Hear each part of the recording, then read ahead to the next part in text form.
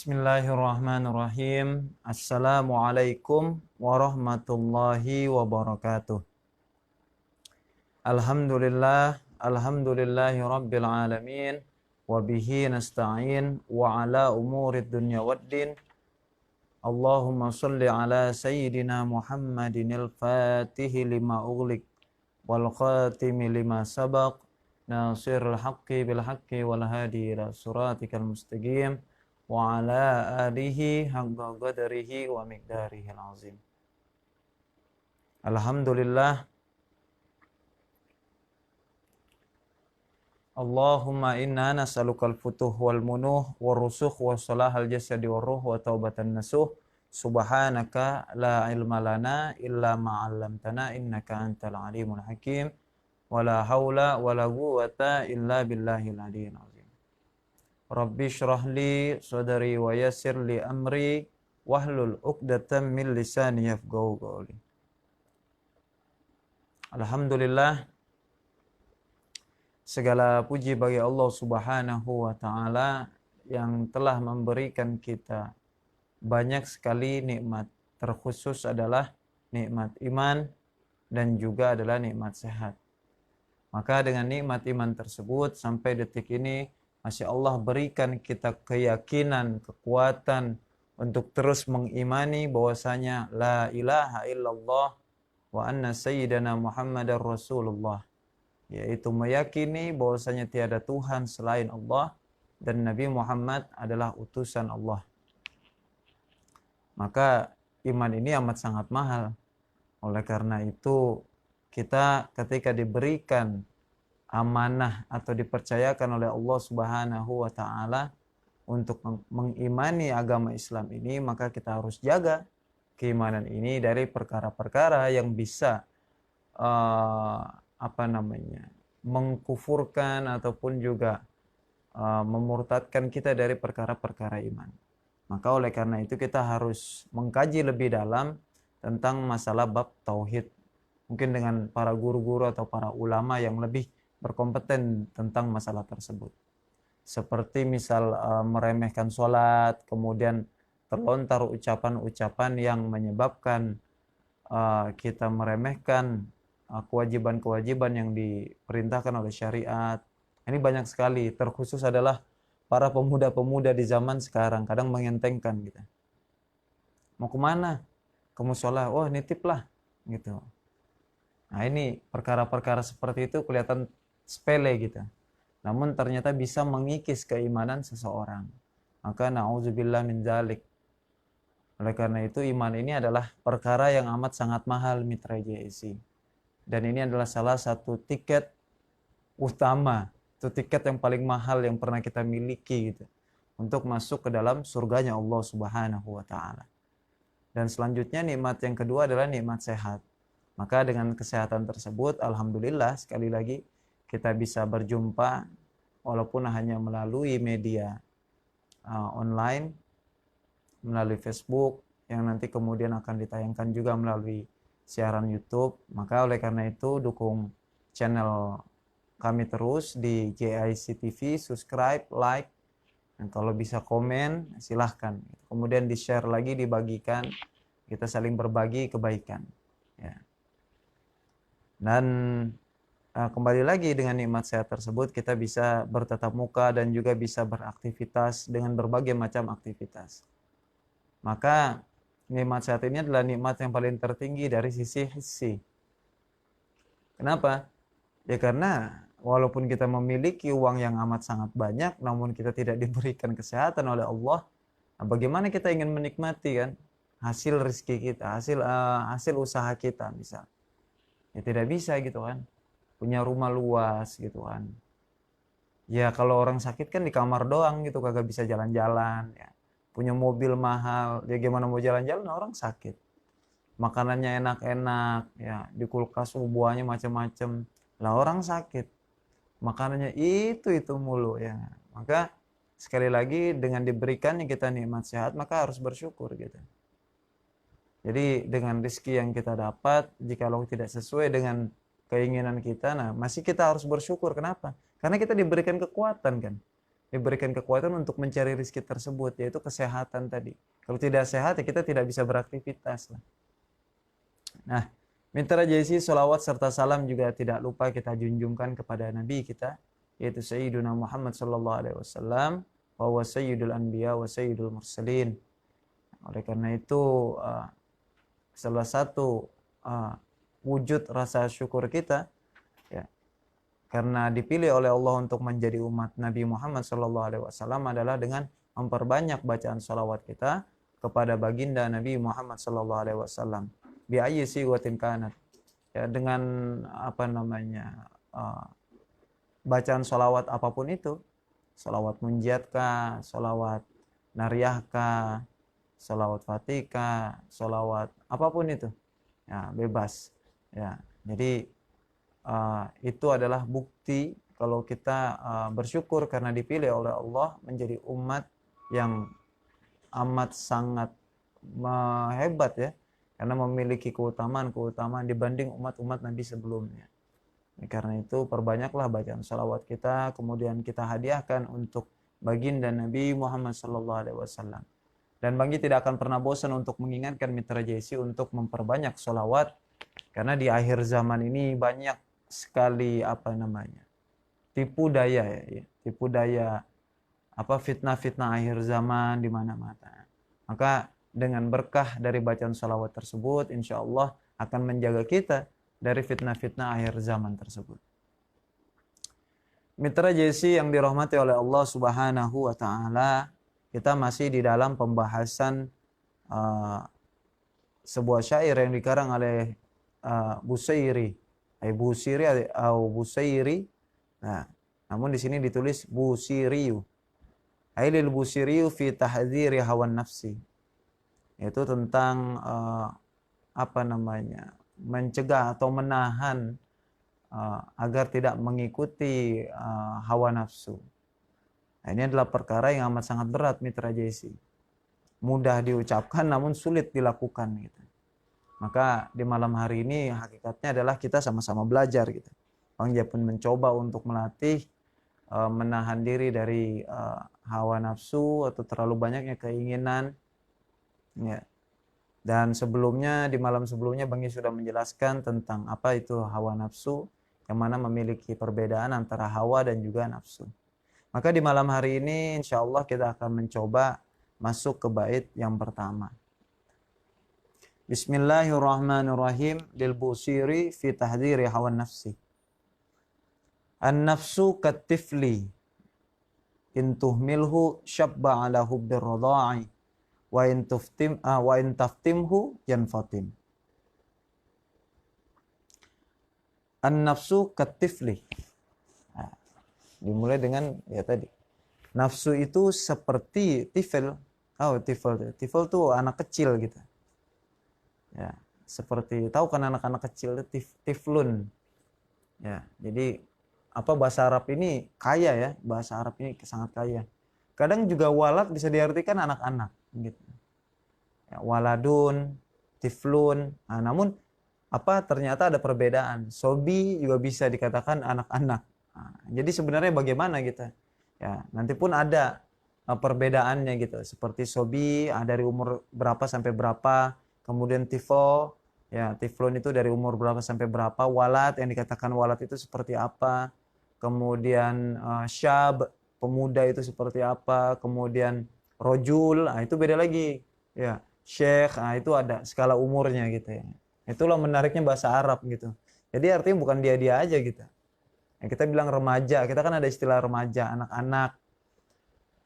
Terus kadang pun kita menggunakan kalimat anak-anak ini ya kita untuk keseluruhan anak-anak ya pokoknya anak kecil lah kita. Namun berbeda dengan kosakata bahasa Arab, dia memiliki ungkapan-ungkapan tersendiri gitu. Maka di sini disebut at-tiflu gitu. Anak kecil gitu. Anak yang di bawah walad lah. Kalau tidak salah, tifl itu di bawah walad. Ya, walad itu kisaran umur 7 tahunan. Ya. 7 sampai 10 kalau tidak salah ya. Nanti agak lupa tuh. Ada beberapa istilah di dalam kitab fikih itu yang menjelaskan walad dari umur berapa sampai berapa gitu kan. tifl dari berapa sampai berapa gitu. Nah di sini dikatakan an-nafsu katifli gitu. Nafsu itu bagaikan anak kecil. Nah kita tahu sendiri kan kelakuan anak kecil. Itu kalau misalnya meminta sesuatu itu harus dipenuhi kadang.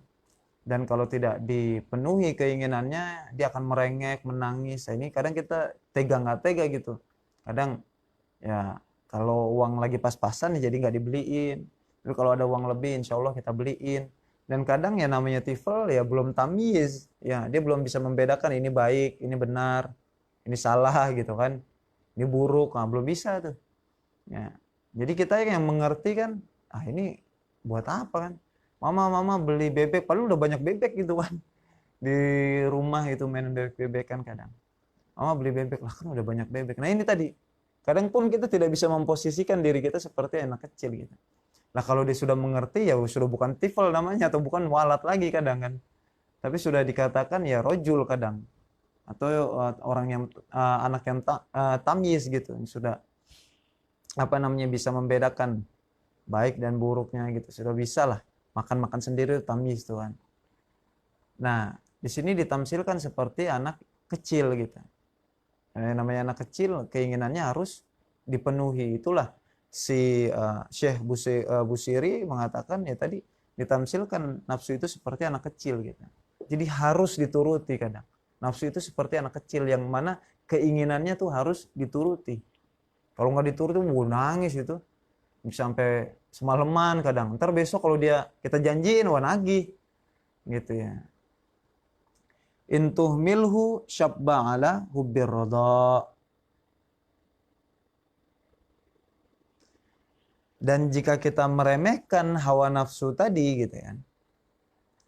Syabba ala hubbir radha aisara syaban ala hubbir radha. Maka anak kecil itu akan sampai gede gitu, akan terus menyusu. Nah, berarti kalau misalnya memang maksud kalimatnya adalah susuan, berarti tifel di sini diartikan ya tadi setelah sobi mungkin. Kalau sobi itu masih bayi gitu. Makanya kan ada sistem kita harus menyapi anak ya. Itu kisaran 2 tahunan. Maksudnya kalau kita tidak hentikan di 2 tahun itu, nah keinginan anak itu terus kita penuhi untuk menyusu sama ibunya gitu. Nah ini akan terus menerus syabba ala hubbir radha, maka dia sampai besar akan terus menyusu kepada ibunya gitu. Karena kita ngeremehin gitu kan. Udah nggak apa-apa biarin. Kan 2 tahun Pak. Wah nggak apa-apa udah susuin aja daripada ntar nangis gitu. Nah ini ihmal. Ini meremehkan gitu. Maka di hadis kan disuruh dianjurkan untuk menyapi anak itu 2 tahun kan. Ini pasti ada hikmah atau sesuatu gitu. Dan banyak sekali pelajaran yang bisa kita ambil. Nah ini tadi salah satunya. Intuh milhu. Bahkan ada beberapa anak itu yang dia menyusu sampai umur 7 tahun. Ada yang sampai 5 tahun kadang. Masih terus menyusu gitu kan. Padahal sudah yang disedot darah gitu. Bukan lagi ASI. Ada yang sampai 4 tahun masih menyusu, ketergantungan. Karena apa tadi? Ihmal. Kita meremehkan dan meremehkan tidak tegas terhadap keputusan yang kita ambil. Kemudian juga kita tidak memberikan apa yang dia mau gitu kan. Jadi kasihanlah. Itu tadi. Maka dikatakan jikalau engkau meremehkannya gitu, syabba ala hubbir radha, sampai gede pun ntar akan terus nyusu gitu. Wa in taftimhu yanfatim. Dan jikalau engkau hentikan, yaitu fasilhu ya, taftimhu fasolaifa. Engkau pisahkan anak tersebut dengan susuannya gitu, yanfatim yanfasil gitu. Maka dia akan terhenti untuk menyusu kepada ibunya. Jadi harus kita paksa. Gitu. Nah, di sini nafsu ini di pembukaannya ditamsilkan seperti tifl, anak kecil itu kan, yang masih menyusu kepada ibunya. Jikalau kita remehkan, tidak kita batasi masa susuannya adalah 2 tahun, si bayi ini akan terus menyusu kepada ibunya. Wa in taftimhu yanfatim. Tapi jikalau kita hentikan, ya pas masuk 2 tahun itu, maka akan berhenti sebenarnya. Banyak kok yang sukses setelah 2 tahun itu, walaupun dengan berbagai cara ya. Mohon maaf, kadang ada yang dikasih kopi gitu kan, di tempat asinya gitu, tempat dia mimi gitu kan, menyusu. Ada yang dikasih apalah balsem, mau macam-macam. Ada yang dicat-cat merah kayak darah, macam-macam lah. Ini sih inisiatif masing-masing lah, gitu ya. Nah, di sini dijelaskan masalun nafsi kama salit tiflis sogir.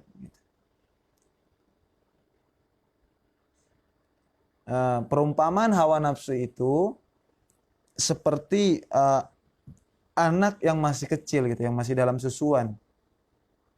Alladzi yashrabu min sadi ummihi, yang mana anak kecil tadi masih menyusu ya dari mohon maaf payudara ibunya. Jadi nafsu itu diibaratkan seperti anak kecil yang sedang menyusu kepada ibunya. Nah itu tuh yang harus kita pahami dulu.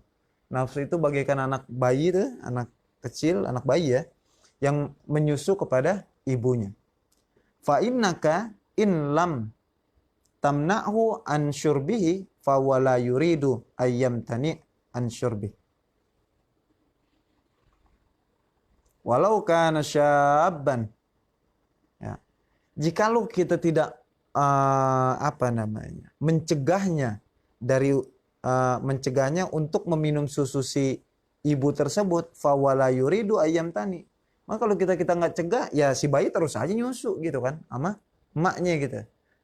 Walau kana syaban, walaupun nanti anak itu sampai besar. Kenapa tidak ada pencegahan? Gitu. Nah inilah gambaran yang ditulis oleh si penyair tentang hawa nafsu. Walakin idza manatahu fawayamtani anhu. Akan tetapi apabila engkau ya mencegah si bayi tersebut fawayamtani anhu, maka bayi tersebut pun akan berhenti dengan sendirinya. Tuh. Ya.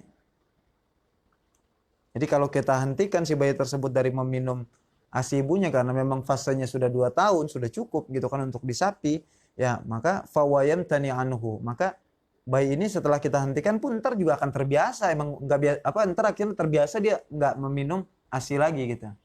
Makanya kan ada beberapa orang tua yang akhirnya berinisiatif seperti mengganti dengan susu kaleng gitu ya. Nah, ini bebas lah. Ya, apapun itu. Ada yang pakai air tajin gitu ya. Air beras tuh kan, air bekas masak. Bukan bekas masak, air masakan yang di atas tuh kan. Susu tajin. Nah, dulu lah itu orang-orang dulu. Ada yang pakai macam-macam lah sekarang ya. Yang penting ada inisiatif kita untuk mencegah si bayi tersebut. Kalau tidak ini sampai besar. Bahkan sampai 3 tahun. Nggak kita cegah juga, kita ihmal, kita remehkan. Ya sudah terus menerus. Ya. Kadzalikan nafsu in tatrukha ala ayyati adatin sayyi'atin wala tamna'ha anha fa innaha satata'awwadu biha. Begitupun hawa nafsu. Jikalau kita tidak meninggalkannya ala ayyati adatin sayyi'atin, yaitu nafsu tadi dalam perkara-perkara keburukan, perkara-perkara yang keji. Jadi bukannya kita mematikan hawa nafsu kita, bukan. Saya sempat bertanya gitu kepada guru saya, lah kalau begitu kemudian untuk apa diciptakan hawa nafsu gitu kan? Jikalau kita harus mencegah hawa nafsu, kadang kan harus berhati-hati terhadap hawa nafsu. Oh bukan gitu Jai, gitu. Bukan gitu Jis. Ya, melainkan hawa nafsu ini bukan kita matikan, melainkan kita kendalikan gitu. Oh, dan dari situ saya mengerti. Jadi tugas kita adalah mengendalikan hawa nafsu kita. Karena pun ibadah pun ya harus ada nafsu kan. Nah inilah nanti di dalam kitab Ihya Ulumuddin, Ihya Ulumuddin ya dijelaskan oleh guru saya bahwasanya nanti nafsu pun akan terbagi menjadi 8 bagian. Nah, yang paling rendah adalah nafsul ammarah bisu. Kemudian Bang Jai lupa tingkatannya tuh. Nah, ini sih pelajaran-pelajaran kelas atas. Nanti mulai masuk ke namanya nafsul mulhamah. Nafsu yang diberikan oleh Allah sebuah ilham. untuk melakukan hal-hal kebaikan. Gitu. Kenapa ada orang kok bisa jahat, ntar kadang baik? Nah itu tadi, adanya hawa nafsunya gitu. Namun mana yang lebih dominan? Kebanyakan di antara kita adalah nafsu ammarah bisu, gitu kan.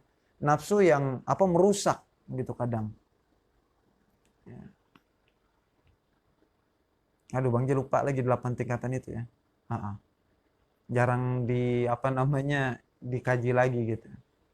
Ya. Nah itu tadi. Ya, kalau kelas-kelas kita yang mungkin nafsu ammarah bisu lah masih membuat kerusakan apa segala macam. Namun kata guru saya nafsu ammarah bisu ini lebih cenderung kepada kayak premanisme, tindakan-tindakan kriminal. Kalau yang kayak kita standar ada lagi di atasnya tuh. Aduh Bang Ji lupa. Ada. Ya. Nanti naik fase selanjutnya yaitu nafsu mulhamah, nafsu yang diberikan oleh Allah sebuah ilham. Jadi tugas kita adalah mengendalikan hawa nafsu kita gitu. Jikalau perkara tersebut adalah perkara buruk gitu ataupun perkara yang keji, ya. Nah, itu yang harus kita tinggalkan, harus kita kendalikan. Ini buruk nih, ini akan mengalami kerusakan. Wah, arahkan ke yang lain gitu. Sholat dah, zikir dah, ngaji dah gitu. Nah, ini bukan perkara yang mudah. Karena sekali lagi tadi, banyak sekali awaik ya di dalam kitab Minhajul Abidin. Awaik itu adalah penghambat ya untuk kita atau penghalang-penghalang bagi kita untuk bisa mendekatkan diri kepada Allah Subhanahu wa taala. Jadi nafsu itu tuh awaik yang internal. Nafsu itu adalah sebuah penghalang namun yang adanya di dalam diri kita. Nanti ada lagi yang eksternal. Eksternal ini seperti tadi bisikan setan, kemudian dunia, ya. Terus dunia, kemudian bisikan setan. Kemudian ada juga seperti orang lain, kawankah, ya. Nah, ini godaan-godaan tuh banyak kadang. Kadang kita bisa misal mengendalikan hawa nafsu kita. Namun nanti kadang iblis datang gitu kan, udah sholatnya ntar aja, ya masih panjang, subuh bentar aja dah, ya tidur aja bentar lagi, tahu-tahu bablas, suruk udah terbit matahari, ya kodok lagi kan, ya udah ntar aja sedekahnya, lagi orang rumah lagi butuh. Nah itu tuh, kita sudah ada keinginan, nafsu yang ketika kita ingin berbuat baik, itulah tadi yang disebut nafsul mulhamah, nafsu yang memang Allah berikan ilham di dalamnya. Sedekah, alhamdulillah ada rezeki, sedekah dah. Pas di jalan, tahu-tahu saya bisikan, bini kan lagi butuh uang nih, aduh, anak kan pengen butuh jajan, lagi pengen ini apa segala macam, wah, ya juga ya. Nyampe rumah, anak datang ngomong, papa beli mainan ya, kelar nggak jadi. Itu tadi, itu hawaik, ya penghalang-penghalang kita untuk berbuat baik. Gitu. Namun bukan berarti Bang Jai mengajarkan ya harus saklek, enggak juga, kita kondisional gitu.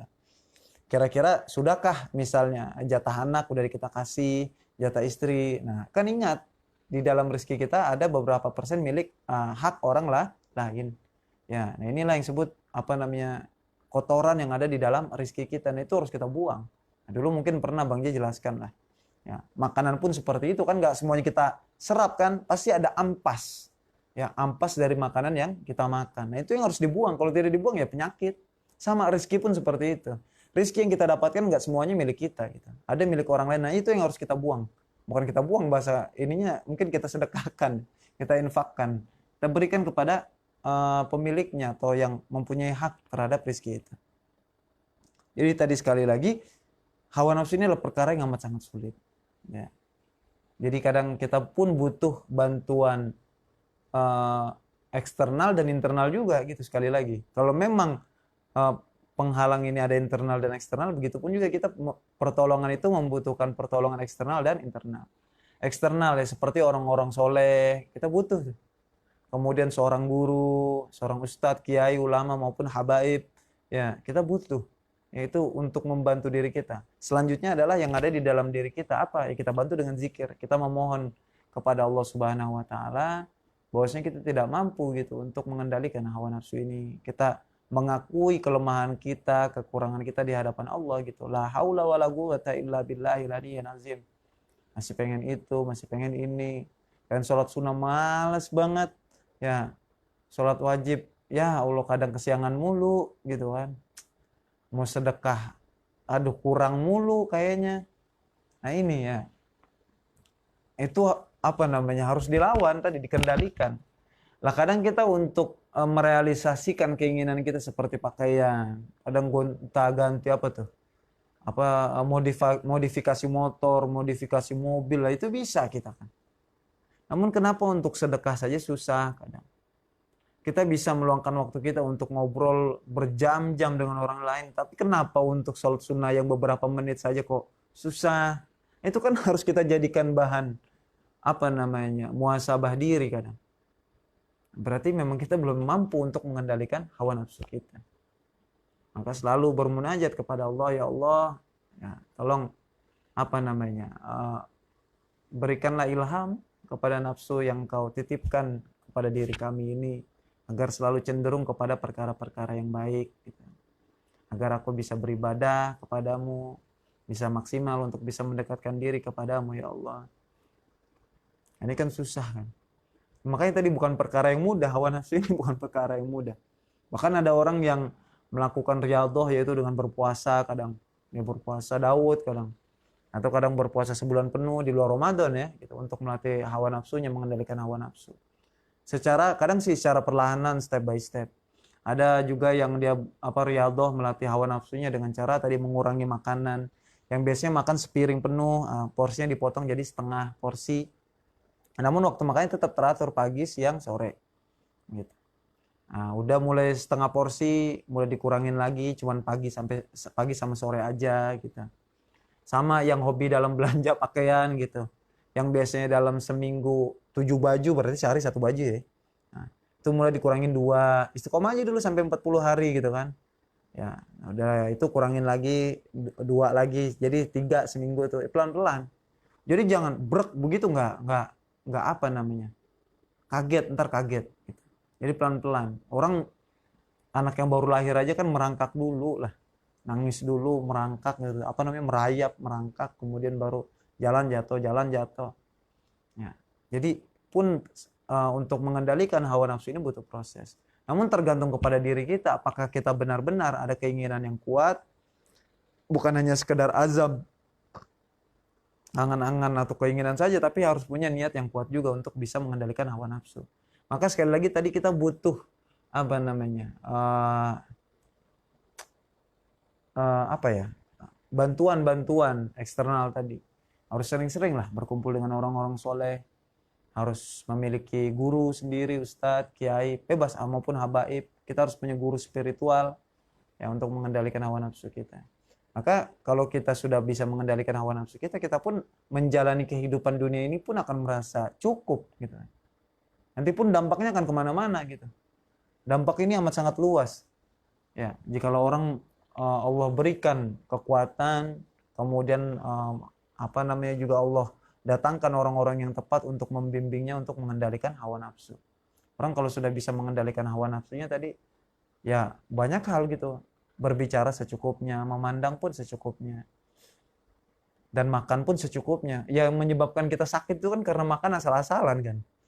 Tidur pun secukupnya gitu. Ya, tidur terlalu banyak bisa penyakit. Lihat bagaimana dampak yang bisa kita ambil dari mengendalikan hawa nafsu kita. Wah, luas. Makanya tadi ini perkara yang sedikit rumit gitu sebenarnya. Bagi hanya bisa ya malam hari ini berbagi saja lah.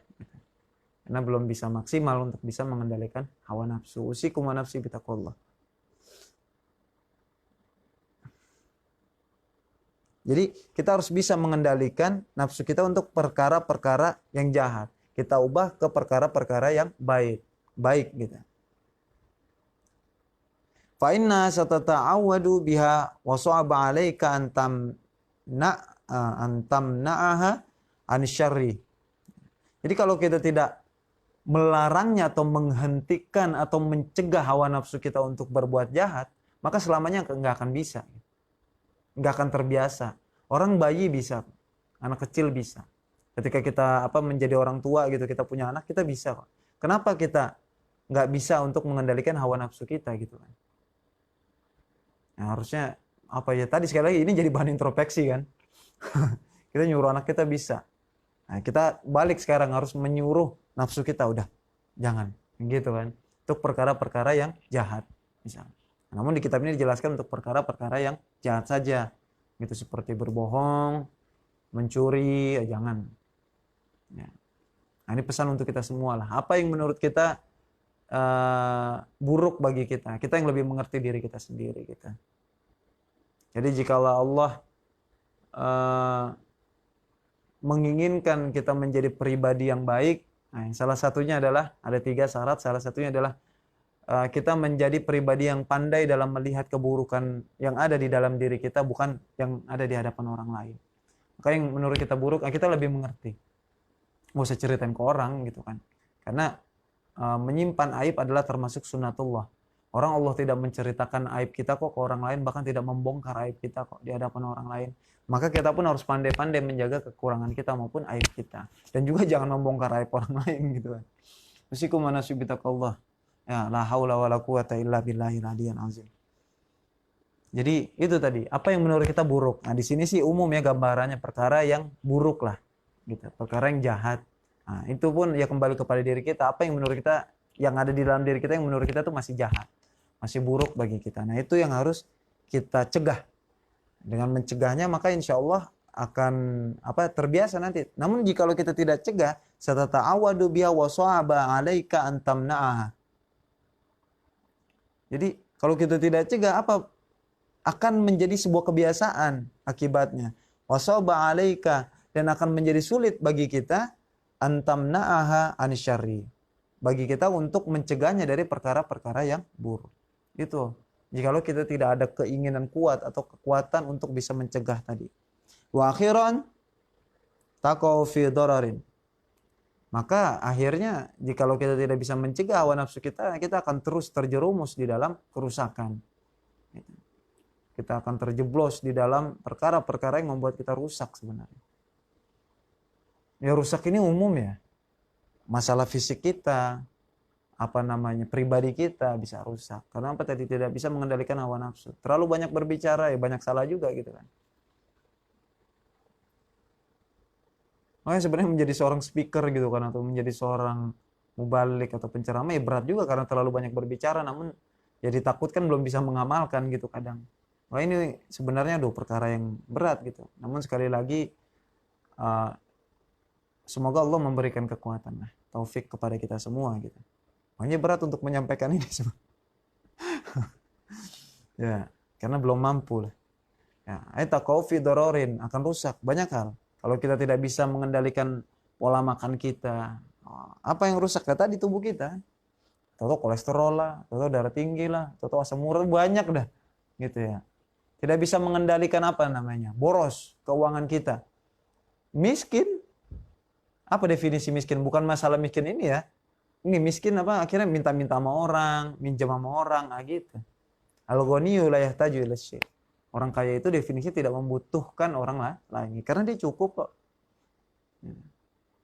Itu tadi tidak bisa mengendalikan hawa nafsu kita untuk belanja, untuk jajan, akhirnya ya dampaknya ke kita rusak fi dararin sudah. Walidzalika yajibu an tahfaza nafsaka anis sayyiati hatta la taqa'a fid darari. Oleh karena itu wajib ya bagi engkau gitu. Agar kita ya maksudnya. Kita menjaga hawa nafsu kita dari perkara-perkara yang buruk. Ya, kita mulai dari step by step. Ya, khususnya perkara yang diharamkan dulu. Yang diharamkan dalam agama kita harus cegah dulu. Nanti sudah perkara yang haram, yang perkara yang makruh. Ya, gitu. Naik ya. Sedikit demi sedikit. Hatta la taqa'a fid darari, sehingga dengan kita tadi mencegah hawa nafsu kita dari perkara-perkara yang buruk, sehingga tidak menyebabkan kita terjerumus di dalam perkara-perkara yang rusak lah, atau di dalam kerusakan. Nah mitra JC, karena waktu juga yang terbatas, ya, seperti biasa satu bait dulu sedikit demi sedikit saja. Insya Allah malam selanjutnya kita akan membahas tentang bait kedua. Gitu. semoga kita sama-sama bisa untuk melaksanakan dan mengamalkan ilmu ini walaupun yang sedikit. Dan Allah terus memberikan kita taufik. Allahumma inna nas'aluka taufiq wa 'alal huda ya Allah ya rabbal alamin. Ya Allah, berikanlah kami taufik, kekuatan agar bisa mengamalkan ilmu-ilmu kami gitu. Agar kelak nanti di hari kiamat kelak tidak dihisab, tidak ditanyakan. Ya. Dan juga Allah memberikan kita kekuatan agar bisa mengendalikan hawa nafsu kita. Maka ya sebenarnya tergantung bagaimana kita terus memohon kepada Allah Subhanahu wa taala. Karena ya hakikatnya Allah lah yang mengatur seluruh alam semesta. Kalau Allah bilang bisa, bisa gitu. Allah kehendak kepada hambanya bisa, udah bisa. Entah antar bagaimana caranya ya lihat nanti lah gitu. Maka terus memohon kepada Allah, la haula wala quwata illa billahil aliyyil azim. La haula wala terus. Kita akui diri kita ini adalah makhluk yang lemah, tidak mampu. Banyak hal yang tidak kita mampu lakukan. Ya. Dan apapun yang kita lakukan juga semata-mata karena karunia dari Allah. Gitu. Maka selalu mengucap alhamdulillah. Ya, ada ujiannya sabar gitu kan. Nah, insya Allah tenang. Ya. Ya. Semoga yang sedikit ini bisa bermanfaat. Rabbi zidni ilman warzuqni fahman. Syukran katsiran ala ihtimamikum. Wassalamualaikum warahmatullahi wabarakatuh.